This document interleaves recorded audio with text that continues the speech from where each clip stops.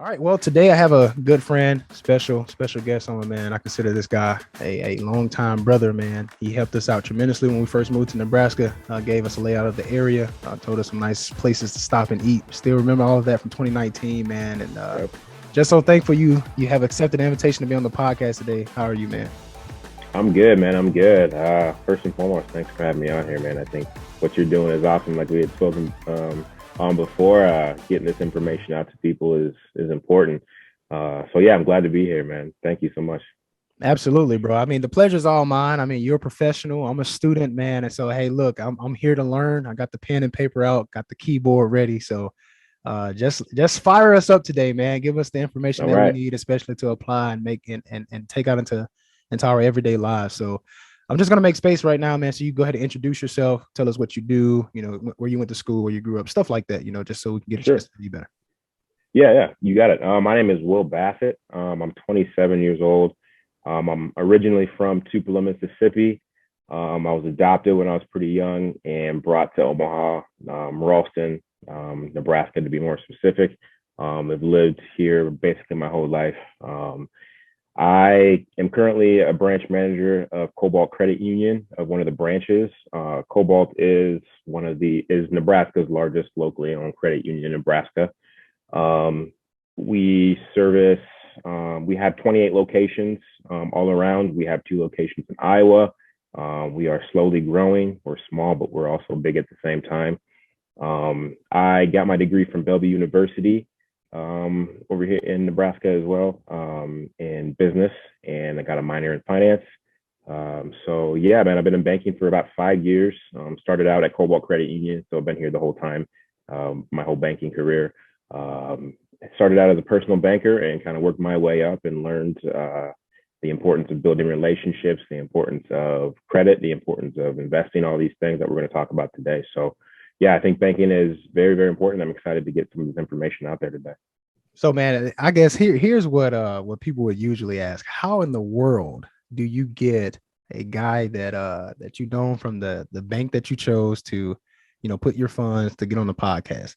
Just give us a little insight. How are you so good with people? I mean, because I felt my wife and I felt, I mean, totally comfortable around you the first day we met. You were able to go out to lunch with you and some friends, and I mean, you're Yeah. just all around good guy. Just consider you a guy of great integrity. I mean, could you just dive into that a little bit? Yeah, man, I think it starts just for me, it was, I was raised the right way, raised by a very, very strong woman. Had a great, great family who taught me the importance of being authentic and being genuine in a conversation. So to me, I bring that into banking. I transfer that into my banking and the relationships that I make and into everything that I do.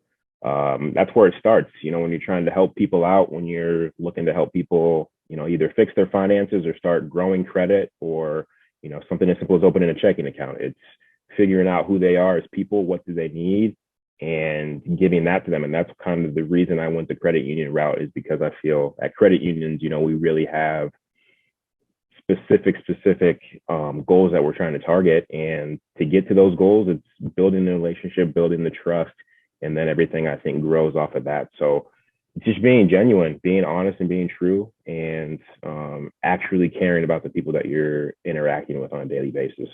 And I just gotta attest to that really quick because I just want people to know, like, you're not getting someone who is going to lie to you or try to jip you, whatever slang you might use. Like Yeah. this guy is very transparent and open. I mean, I use myself as an example. I mean, I came to Will and my wife was with me. I came to Will and I told him that, okay, look, my credit score sucks. Like Yeah. it's really bad. And I want to be able to build it up, but I don't trust credit cards. And I'll never forget what you told me. You was like, well, first, have you ever heard of a secure card? And I was like, no. I was like, what is that? I mean, how can a credit card be secure? And he was like, okay, so Sure. you've been fed some misconceptions about credit card. I was like, yeah, yeah. Yeah. And all Yeah. of No that. I doubt. mean, you could tell my reluctance to even try to invest in what you or to investigate what you were talking about. But I mean, getting to know you, man, and trusting you more. And then now my credit score is up to a 670 something. So I mean, I'm thankful. I Man, mean, coming here with a love it. 5, now to a 670 something. I mean, this guy has been a tremendous help. And I'm just thankful for you, man. And I'm thankful that you can be on the podcast to share that wisdom with other people today. So I appreciate that, man. And just to counter off that point real quick here is I too want to change, the misconceptions around banking and bankers in general. I think, there are people out there just like in every industry who, are out here to try to, push products on services on you, not really caring what you want, just to try to hit their own goals. And that's not what I want to do. I'm here to, change, like I said, change the misconceptions around banking and banking in general. Absolutely, man. I mean, let's go ahead and get into this, dude. Let's do it. I am so excited about this topic because again, it's one that's often overlooked, and people do have been fed some erroneous ideas about banking, credit, saving, just overall financial wellness in general. So I want to jump into this first question, man. What are some common misconceptions about credit that lead people to fear credit? I think the number one thing, and this, isn't in any level of importance here, they're all important, but the number one thing is that bad credit can't be rebuilt. I see a lot of people come to credit unions, and this is the main reason why credit unions exist, is to help out people with worse credit. It's to let them know that, hey, if you do have a bad credit score, or you messed up along the way, or hit hurdles, that we can get you out of that. It's just starting out with a plan, figuring out where you're at and figuring out where you want to go, and then making a roadmap to there. So understanding that, just because you have bad credit doesn't mean you can't get good credit at all. It's going to take hard work, and it's going to take some patience, but you can get out of the hole that you dug yourself into, or that life has just thrown at you. So that's a main one. Another one I think is that credit is impossible to obtain if you don't have any previous credit, or if you don't know anything about credit. It's definitely not impossible.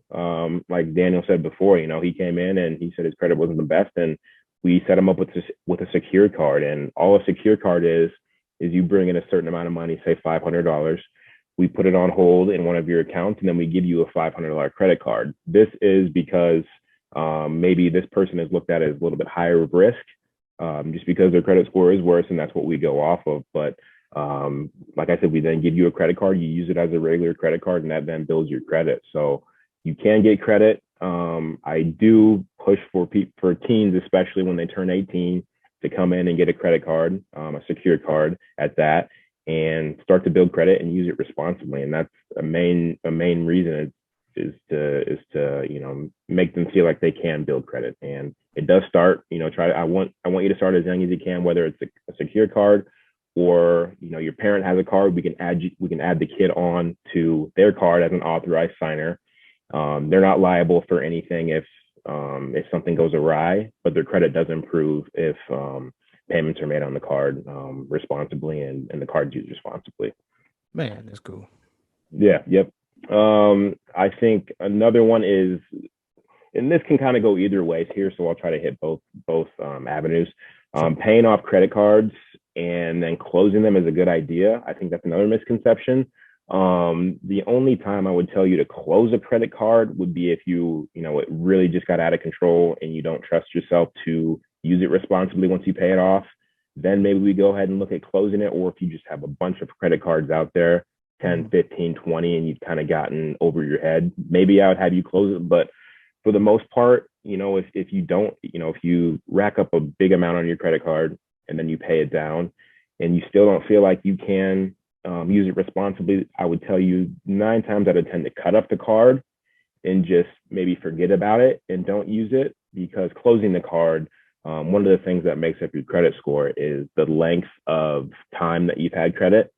And say you've had a card for 10, 15 years, and then you go and close it, that's going to cut down on the time that you've had your overall credit history. So like I said, most of the time I wouldn't have you close the card. I would have you cut it up before I'd have you close it. But there are those situations where it might be the best time to close it. But that's just a case-by-case thing, and that's something that we'll look at, if you were to come into the bank and ask for assistance. Sure. Yeah. Another one I think is that all lenders use the same credit agency or the same score to determine credit worthiness. That's a big one. Yep, that's a very big one.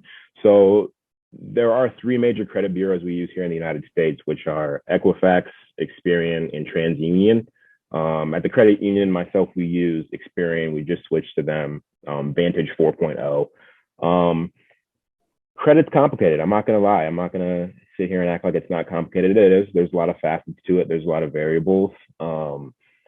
Different credit unions and banks use different credit agencies. There are more than the three that I just went over, but those are the three main ones. And basically, the differences between those are just the algorithms and how the credit score is, how we get to the credit score. So, per se, maybe at Cobalt Credit Union where I work, we want to put more value on payment history and put more value on length of time that you've had credit. And then say, Equifax, that that algorithm puts more emphasis on your debt to income ratio, or puts more emphasis on the length of time that you have been paying them. It just depends. There's just a lot of different variables and different facets to the credit reporting. And one thing that I see a lot of is, I don't know, have you heard of Credit Karma? Yeah. The Credit Karma app. That's a very big one. I think that's a very good resource to use. It does have Experian on there. I think it's Experian and TransUnion. Might be yeah. Yeah, it might be Equifax and TransUnion. I'm not sure. But what'll happen is people will go on there, see their score, come to us, and we use the same agency, but the score is different. That's a very hard thing to explain. Again, that's just a soft pull on your credit. That's not a hard pull. So you can use Credit Karma as much as you'd like, and it's not going to affect your score. And then when you come to us, we do a hard credit pull, which does ding your score a bit. We'll go over that later, and I'll talk about the fact that hard inquiries aren't always bad. But the scores differ, and it's very hard to explain. So don't get stuck on the one number. Again, we use a different algorithm than Wells Fargo uses, than Chase uses, than US Bank uses. So with that, yeah, lenders don't use the same agencies when pulling credit. It just depends on what they're looking for and what kind of risk they're willing to take. What else do I have? I think the last one is, I guess this one kind of goes into the Credit Karma one. Checking your credit report will hurt your score.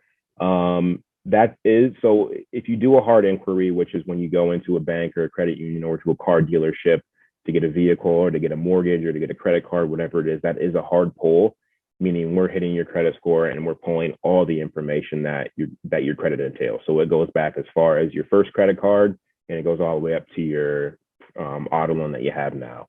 One thing that I think people need to realize is that you can get one credit report from each of the three main bureaus, Equifax, Experian, TransUnion, once a year, which pulls all the information. It's going to give you your score on each of the three, and it's going to give you a breakdown of how they value each of the credit indicators on your report. That's once a year. You get it for free. I know during COVID, I don't know if it's still intact or not. During COVID, they were allowing you to pull that as many times as you wanted to. So that still might be the case. So you can pull it once a month, or you could pull it once a month. I'm not sure, and check it every single time. But again, you do get a full credit report from each of the three once a year. So always not checking your score isn't always bad. I wouldn't go through a bank or a credit union where you're looking to get money to pull your score or just to see where you're at. I wouldn't use that. I would use either Credit Karma first. I know a lot of the bigger banks also offer FICO scores, which is just another general score. It's the Fair Isaac credit score.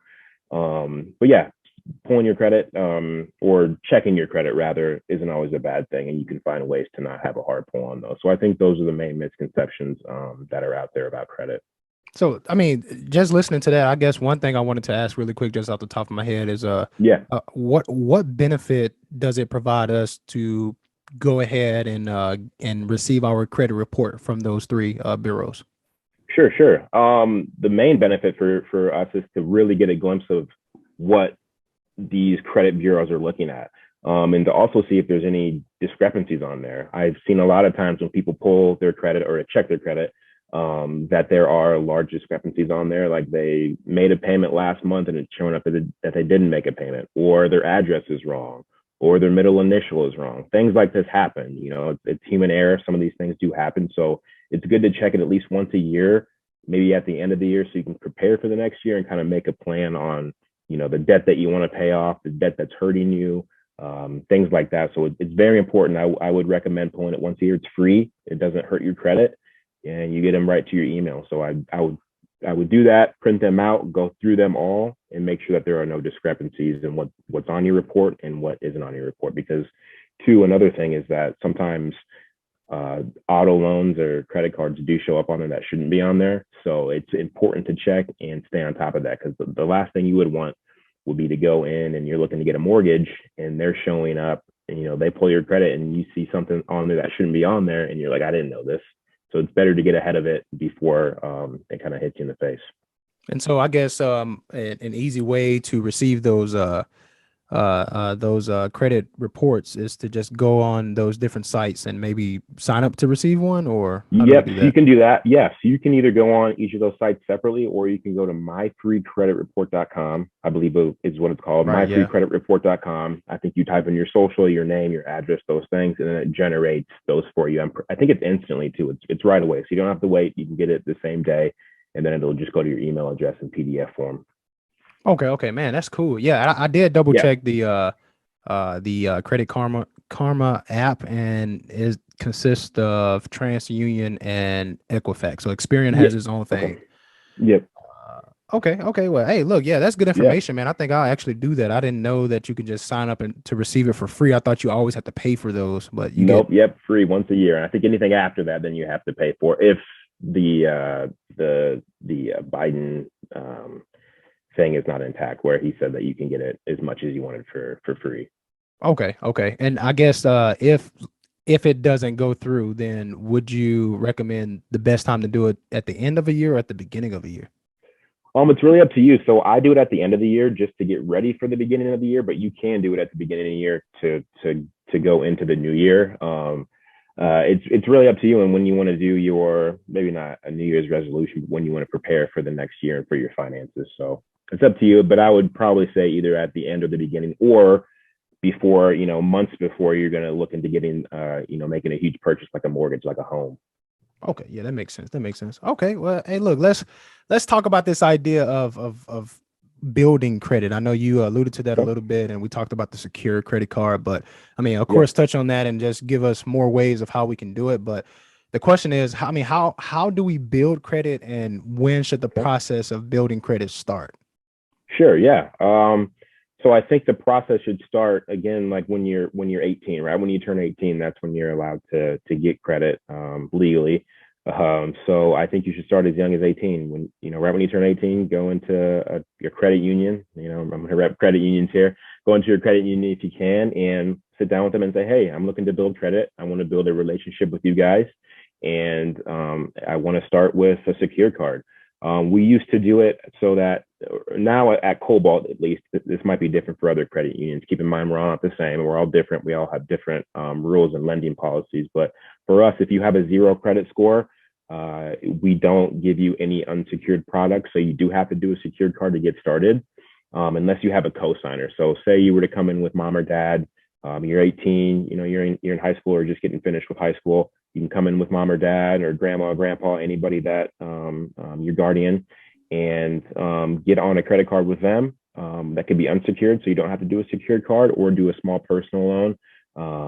And that's the main thing I would say is to do it as young as possible.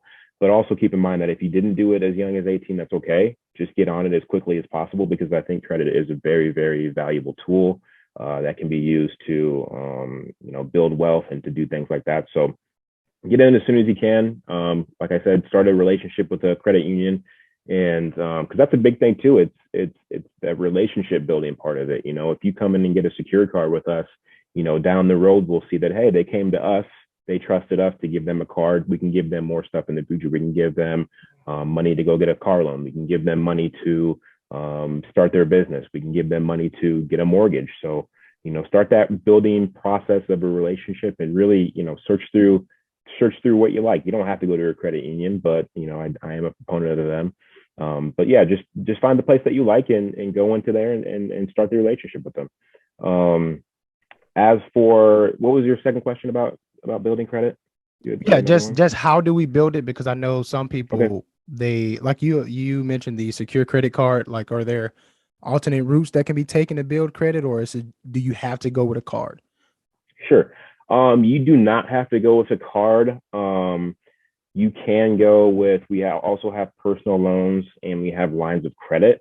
Um, I wouldn't suggest doing a personal loan if you're just getting started into credit and you don't know too much about it. I think that can get a little dicey unless you're pretty knowledgeable on credit. I would start with a credit card just because I think it's the simplest to understand. While you kind of get your introduction into credit, I think a credit card is the way to go. So you can go other ways. A line of credit is also a good one too. The difference between a line of credit and a credit card simply is that the line of credit doesn't have a card attached to it. So what you can essentially do is transfer, you'll see it on your accounts when you log in, you can transfer the money from your line of credit into your into your checking account to use those funds. And then you have to pay it back just like you would a credit card. It doesn't come with a card, but it's the same product Mm. as a credit card. Rates are a little different, but relatively the same product. So again, I would say credit card's probably the best way to go when you're starting out. Okay, okay. Yeah, I mean it makes sense because I mean even with I know with my secure credit card that I had, and by the way I had it for over a year and a half too, guys. Okay. So if you're for those who listen to this, if you think it's gonna happen relatively quick, nah, Sure. you gotta be patient with this. I mean, I think all good Sure. things are worth waiting for. But when I had it, I know that it showed me what I spent, things that I owed, and the thing that I really loved about it the most was that I was able to use my own money on the secure credit card, Hmm. spend my money and then just pay that back. Yep. So that was easy for me. So let's get into this idea of debt, right? So of Exactly. course nearly every American that I've spoken to has some sort of debt. In fact, I mean I'm in school right now. Thankfully, I haven't taken out a loan, but I spend a lot of money that most people may not be able to spend for college, and so they usually end Sure. up resulting to a loan or taking out a loan to pay for school. So let's talk about this idea of debt. Is there an ideal Okay. method to use when striving to rid yourself of debt, whether it's credit card, loan debt, etc.? Sure. Yeah, there are different ways and different. It just depends on how much credit you have, or excuse me, how much debt you have and what kind of debt. For me, say you have, we'll go through credit card debt because that's one of the most potent because the interest rates are so high now on these credit cards. If you say you have five credit cards that have balances, you're not able to pay them off every month and you're kind of just hitting a stalemate. You are running into a wall. You can't really pay down the debt because the rates are so high. You're just paying the minimums on there. That's one thing. Don't be fooled by minimums. If you can pay more than the minimum, that's all they're asking for, and the minimums are low for a reason. So if you're only paying minimum, you might not pay off a large balance very quickly. There is this idea of the snowball effect to pay down debt, which means say you have credit card debt ranging from 5,000 down to 300.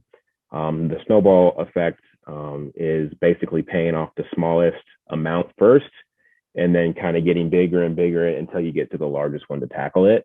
This is more of a psychological thing. It's once you pay off one, it's kind of like a win. You feel good about it. You feel like, okay, I paid this off. I can keep going. I did it. Let's get on to the next one. Let's attack the bigger one. That's a very, very good. That's a very, very good one. Is a snowball effect. Like I said, again, it's a psychological thing. It makes you feel good. You got to win.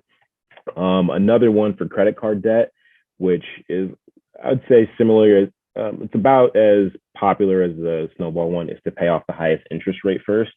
Even if the highest interest rate, is on, say, the middle ground of the credit card debt that you have, is to pay that one off first because you're paying the most interest to the bank or the credit union with that one. So pay off that one with the highest interest first, just so you don't pay them as much. If you do have, if you're capable of doing that, if you do have the funds available to do that. And one more thing about the snowball effect. So that one, in effect, is you pay the minimum on all your other cards and then you attack the one that is the smallest amount. So you're paying the minimums just and focusing mainly on the one that's the smallest so you can get rid of that the quickest. Um, Another good thing to do is to, if it's kind of getting out of hand for you, again, credit card rates are so high, you're in the 20%. That's a lot. You're paying a lot to the banks and the credit unions. Um, if you can do a debt consolidation loan where you take out a loan, you walk into the bank credit union and you say, hey, I need a loan to consolidate this debt. This is eating me alive. I need to consolidate it and bring all these balances into one. You're probably going to get a lower interest rate. Hopefully, you'll get a lower payment, and you can kind of attack it all at once. So again, so you're not paying Wells Fargo a minimum payment. You're not paying Chase Mm. Bank a minimum payment. You're not paying J.C. Penney a minimum payment, and so on and so forth. You can kind of all wrap it into one. It's in one singular place. You know where it is. You know what the balance is, and you can kind of keep track of it a lot better. It kind of gets out of hand when you have, five, six, seven credit cards that you're paying on at five, six, seven different locations. So debt consolidation loans are a very, very good tool to use if you do have a lot of debt. So those are the main ways I would say attack debt. And again, it's like Daniel said earlier, it's a low and slow process.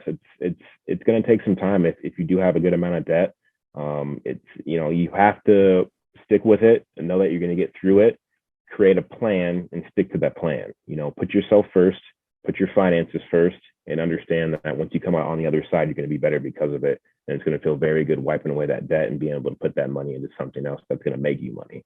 Right. I mean, man, you can finally come up for air, right? I mean, breathe a Yeah, little bit. I yeah, mean, exactly.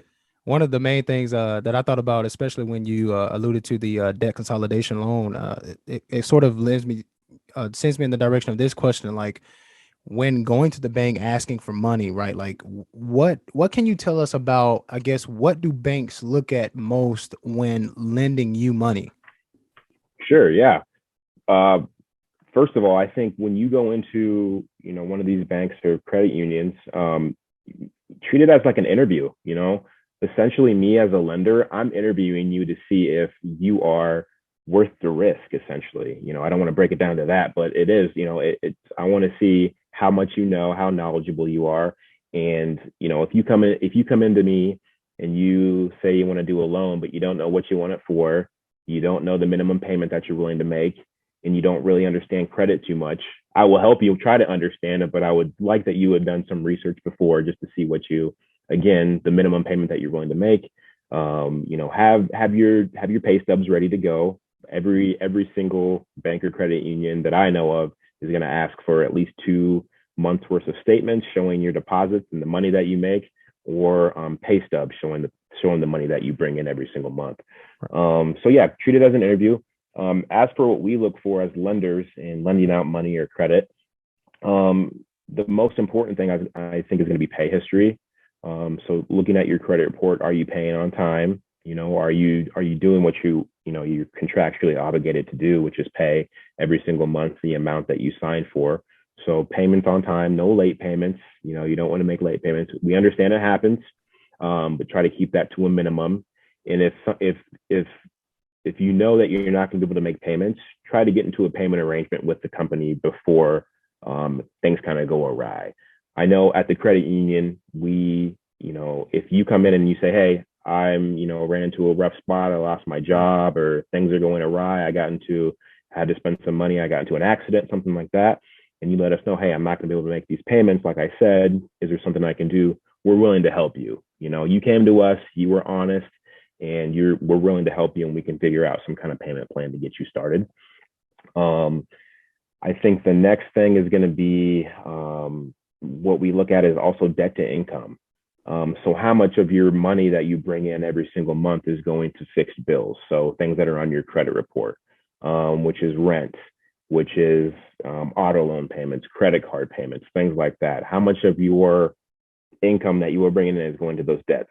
We like to see it under 50%, meaning no more than 50% of your take home income is going out to debts every single month. We want to see it under that, just because that gives you enough cushion to be able to make the payments if you're willing to if you're wanting to take out a loan.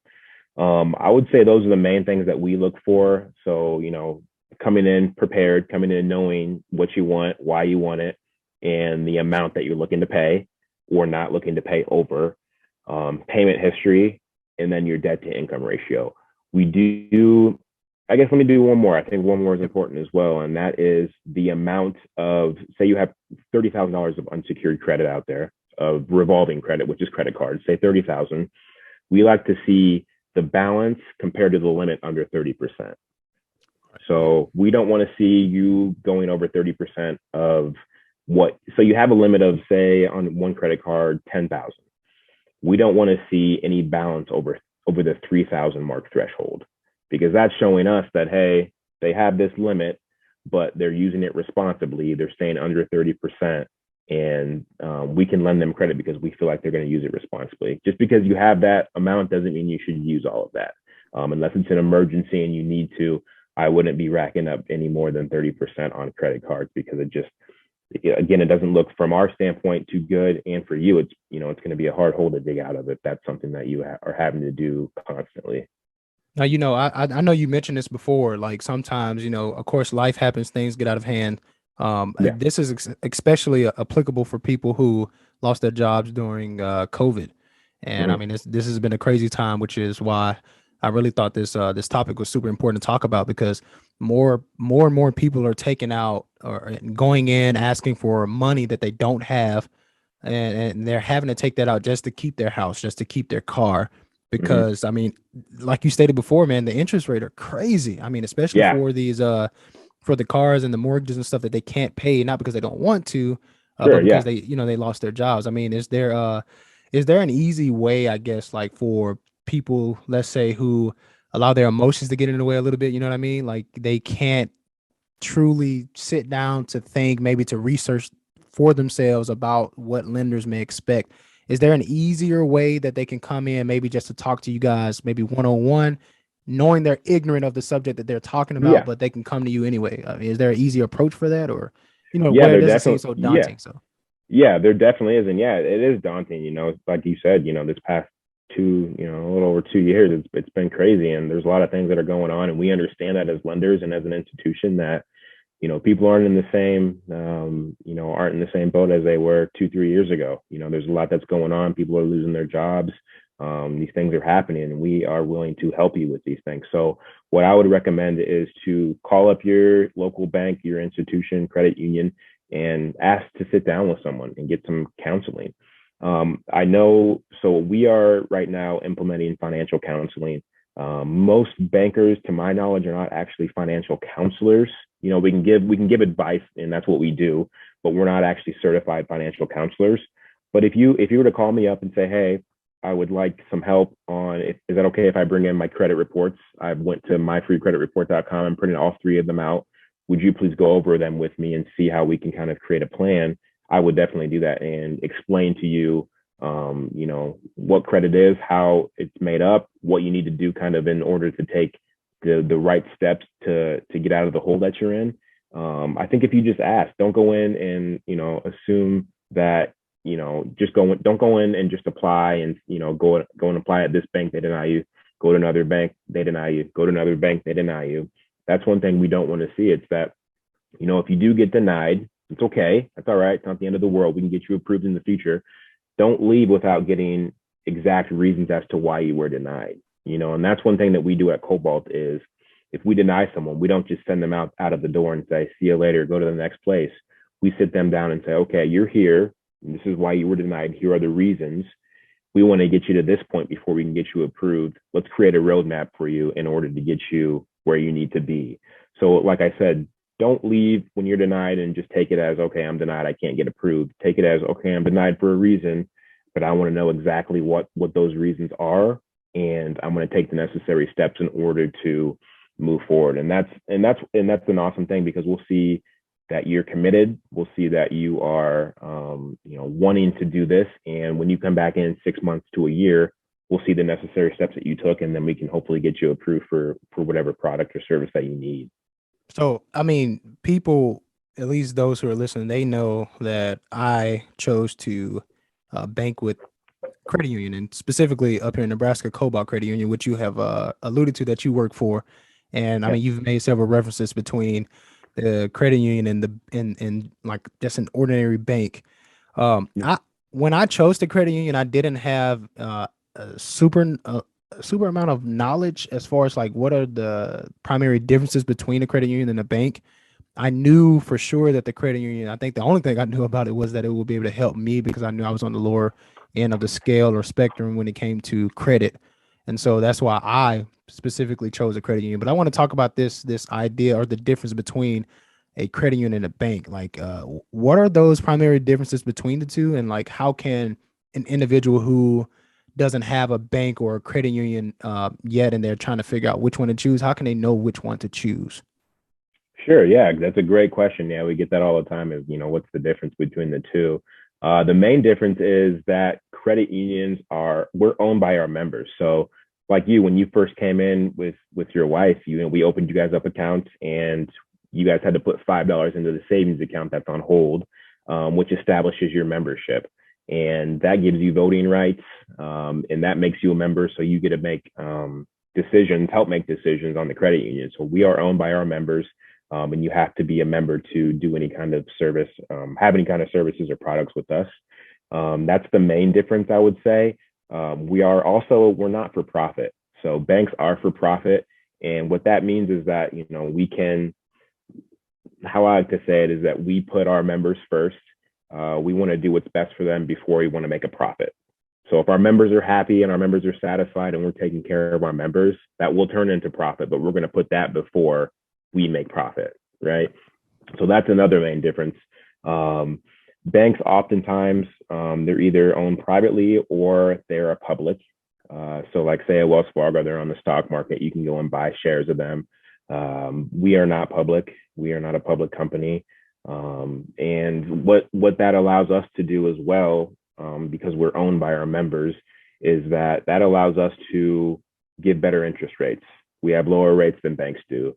That allows us to give better rates on rate of return. So on your CDs, on your deposit accounts, checking and savings, and again, lower rates on mortgages and auto loans and things like that. So we can give lower rates because we don't have, a board of directors that we're paying. Our board of directors are unpaid, so hopefully they're making the best decisions for the company because they're not paid to do so, and they're not going to be swayed by money. So those are the main differences between banks and credit unions.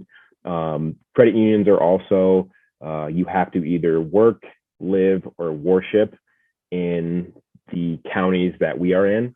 So if you don't live, work, or worship in one of the counties that we are in, then you cannot be a member with us. So we like to keep it small. We'd like to keep, we want the relationships to be really through the community.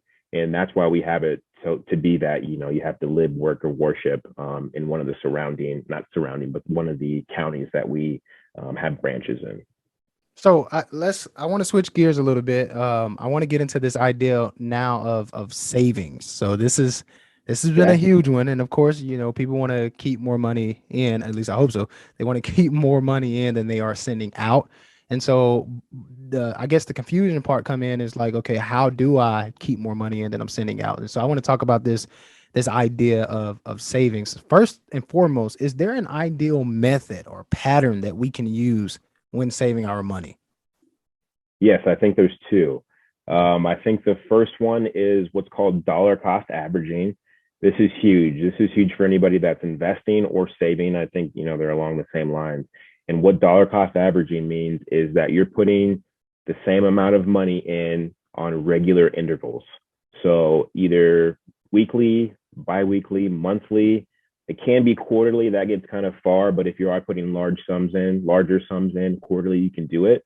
But what that means is, say every single time you get paid, say you get paid once a week, you take the same amount of money out of your paycheck and put it in the savings account, no matter what. Every single week, every other week, every month, the same amount of money is going in, and it's automatic, right? It's easy to do automatic now. Everything's automatic. You have it automatic come out of your account right when you get paid, but you dollar cost average every single month the same amount of dollars every single month. And by doing that, it makes it pretty brainless. It makes it easy. It's going to come directly out of your account and go into your savings account. And I think that's probably the best method is dollar cost averaging. Just for the average American, the average person who's trying to save is doing the same amount of money on regular intervals. The second thing, which I think is no less important than the first thing, is to save before you spend. Don't go through your paycheck and pay bills and spend it on groceries and go out and all these things before you save. Kind of retrain your brain to save and then spend what's less. I understand that's not possible for everybody. I get it. Money is tight. I understand that, but if you can save before you spend the money, get into that habit of save and then spend what's left. Because if you spend first and save second, money's going to go out where you didn't expect it. You're going to spend a little money here, a little more money there, a little more money there, and buy things you don't need. So if you can save before you spend money, I think that's important. I think another thing with savings to make it easier on you, what I found, and this might not work for everybody, is to try. I don't. A lot of people like to have one singular bank and don't like to have two. I'm a big proponent in having a second bank account, maybe either an online one like Ally, which is awesome. They're only online. They don't have any branches. Is to save your money in a different place than your checking account, because what Mm. will make it's too easy to it's way too easy to have your savings account and your checking account right next to each other when you log into online banking and say, okay, I'm just going to transfer $10 or $20 from my savings into my checking. It's okay. It's not that much money, because then you get into the habit of doing that. And before you know it, you're dwindling down your savings. So make it, I would say it's hard. Again, it's a psychological thing. That's what money is. You have to be ahead of it, and kind of put it in a separate place, make it a little bit difficult on yourself. So, you can't say, oh, let me transfer $10 from savings to checking. You can do it, but it's going to take 2 to 3 business days. And by then, maybe you've thought it through and said, I don't need this money. It gives you a little bit more time to get into psychological thing. So if you can have a separate account somewhere else with just savings accounts, and transfer the money from checking to savings at that other institution. Man, so the bank that you just mentioned, Ally Bank, right? You said it's Yep, totally Ally. online. Yep, totally online. Yep. Okay. It's Are there any other like banks or stuff that you would recommend as far as like to use as a just a savings account only bank? Sure. I would specifically say I would do online. I love Ally. I think it's a great, and what a good thing about Ally is that, again, they don't have any branches, so their overhead costs are lower. They don't have branches that they're servicing, so they can give higher interest rates. So Ally has some of the highest interest rates that I know of right now, because they can give higher interest rates because they don't have as many employees. They're all online. So I would recommend online accounts. As for any other ones in Ally, I have found that Ally is the best. If you're not willing to do an Ally account, that's okay. Maybe do it at a different, a local bank that you have, or a local credit union, just somewhere else. But I would say try to do it on an online bank account, because again, it makes it a little bit difficult to get that money and transfer it. Because if you're to do it at a local bank, you could just walk into the bank and then walk to your credit union to put that money in, which could be the same day. And again, it's a psychological thing. If it takes 2 to 3 days, maybe you'll realize on the third day when it transfers in, hey, I don't need this money anymore. So again, it can be any bank, but Ally, I think, is the best. It's the best bang for your buck, and they have a great layout. It's easy to use, and they have a really good customer service center. Okay. And do they give you like cards, debit cards and stuff like that, or no? Yep. So you can get an ATM card if you just have savings accounts there. They're a full service bank, so they do mortgages, they do auto loans, they do personal loans, they do CDs, they do everything that a regular bank does, a brick and mortar traditional bank like I work at. But they, again, it's awesome, because what you can do there as well is you can do buckets, what are called buckets. So say you put $10,000 or say $1,000 into a savings account, you can break that down into little buckets and distinguish what every dollar is going to. So you have the 1,000 here, and then you have a bucket underneath that says for car repair. Then you have a bucket here underneath for emergency fund. Then you have a bucket here for saving for birthdays or something like that. So it's a very, very good online bank to use. So I would definitely recommend checking out Ally Bank. Okay, man, that's sweet. Yeah, I, one of the things I thought about too, as far as like when we talk about the idea of savings in general, like most people participate, and I know my wife does. She participate in a job who or she works for a job that participates in like a 401k.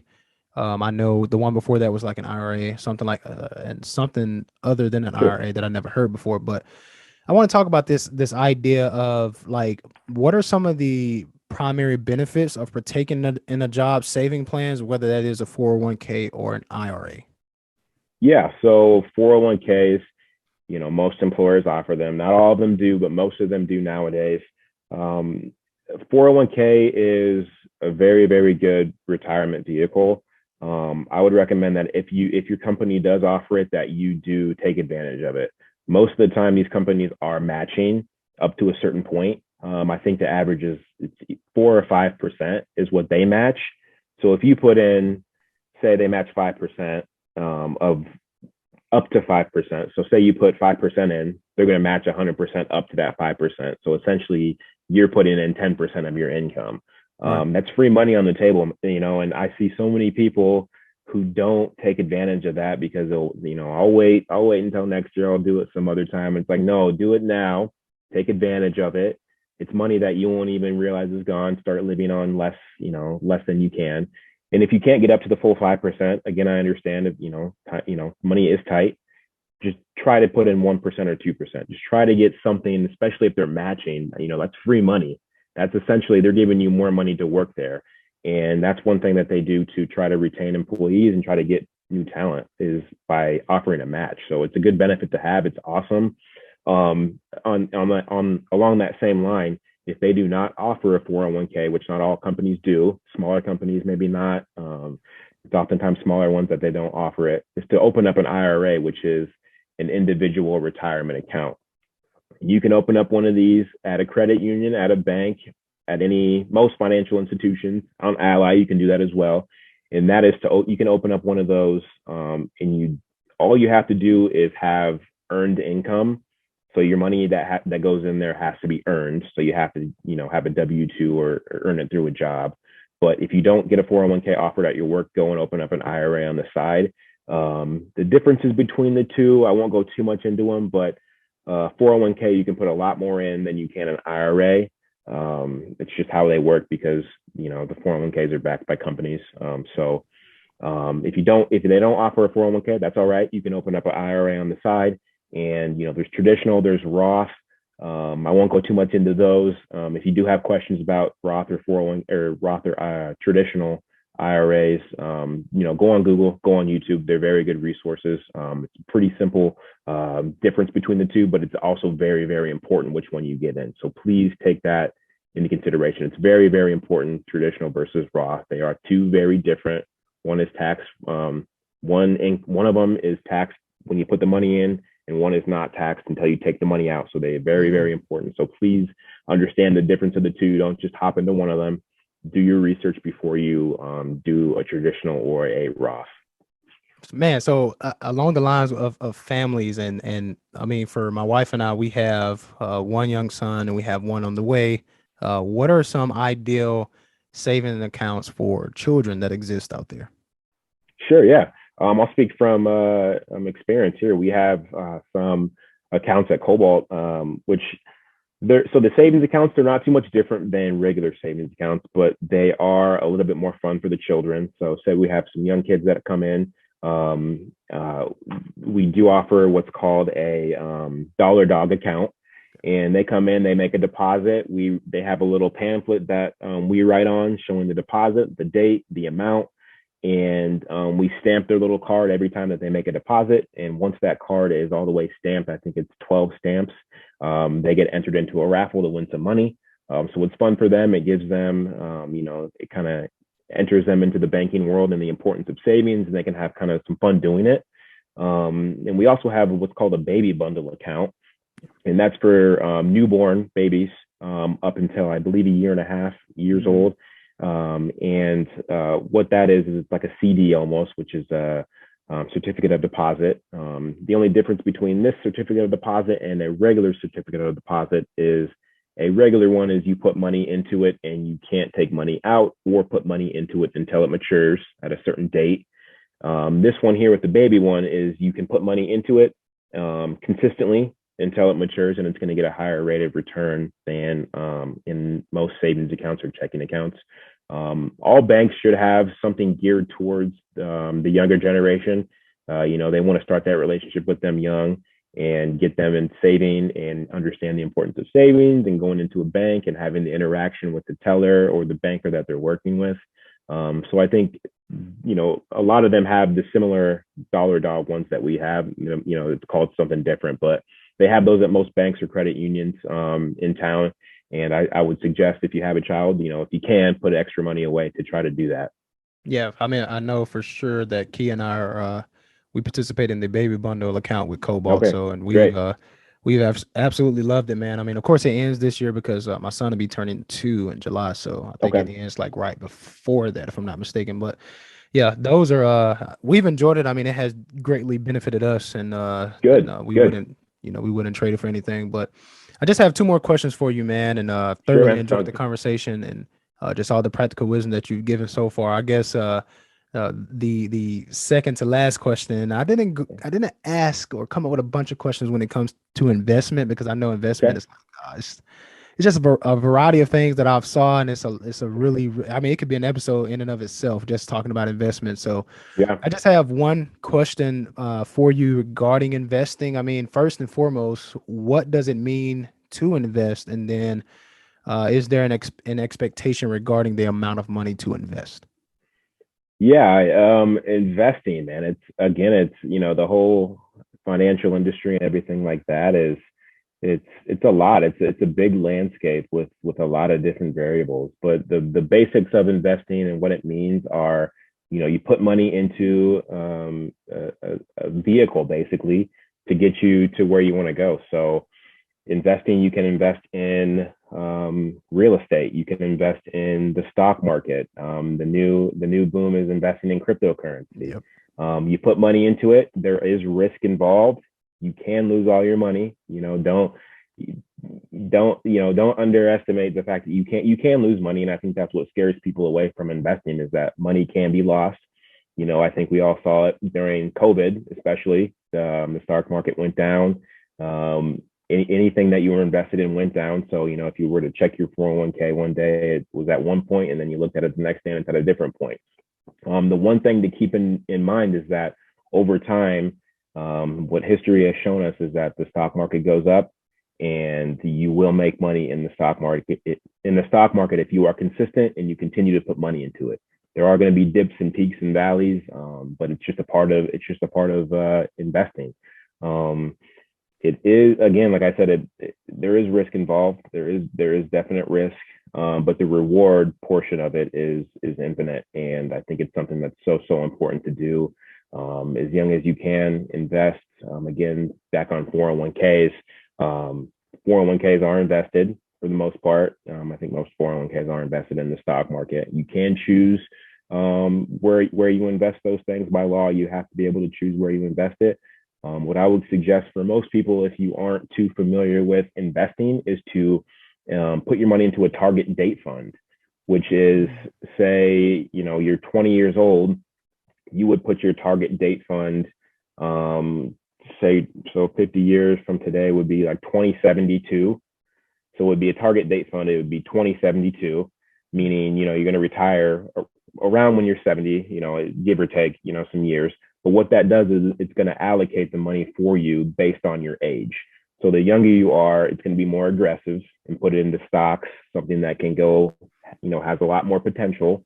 And then once you get older, it's going to be a little bit more conservative and put your money into bonds and less in stocks. So a target date fund is really, really good because it automatically allocates the money for you. And while you're learning how to invest and while you're learning to figure out what you like to do, I would say to put your money into a target date fund, just depending on your age and when you plan to retire. Again, it's not going to be perfect. We might retire years later. We might retire years before, but it's a pretty good indicator of where, just a pretty good indicator of where you're going to be when you retire. Man, that's perfect because I think Yeah, I was actually thinking about like when it comes to investment, of course, one of the things that sort of shied me away was the risk involved. 'Cause, sure. Yeah, I mean, yeah, no one wants to lose their money, man, and it's like but no, I want more money, but it's like I'm not willing to take the risk to get more money, and investment does come with sure. a rather large or rather small risk depending on how much you are depending on how heavily invested you are with it. So uh, one of the one Very of the true. last questions that I have for you is what practical advice would you give to, just the younger generation as a whole, man, these emerging and young adults today regarding like the subject of credit? Sure. Yeah. Advice that I would give. Oh man, can it be credit and investing? Can I Sure, can I sure, answer yeah. both of those? Okay. Mhm. I'll do. I guess I'll I'll do investing first. I think, I would give the advice that I would want to hear when I was, a little bit younger than I am. I'm 27, so I'm still relatively young, but when I was younger, 18, and even before that, is that it's never too early to start. Now you can go and invest money. I think you can do it well before the age of 18 with a parent consent. So start to get involved in the stock market. If you're mowing lawns or doing, odd end jobs when you're a kid before you have a real full-time job, mess around with, apps like Robinhood. They're very good. They're geared towards the younger generation. They make it easy. They make it understandable, and they have a lot of different courses that can teach you what investing is. So start as early as you can and just get familiar with it. That's the only way that you're going to be, feel more comfortable with investing is to start early. And I think one exercise that I like to have, the younger generation do, it can be kind of awkward to start, but what I recommend is to, on a day when you're by yourself, when you don't have anything to do, no distractions, you sit down, get a piece of paper, get a pen or pencil, and sit and think about yourself in 10 years, in 15 years, 20 years, and beyond. And, imagine if you want to, again, it might be kind of weird to do it, but imagine that yourself, you are sitting across from your older self at those different time frames. And what would your older self tell you? Would your older self tell you to invest some more? Would your older self tell you to save some more? What do you want to, who do you want to be in 10, 15, 20 years? And where do you want to go?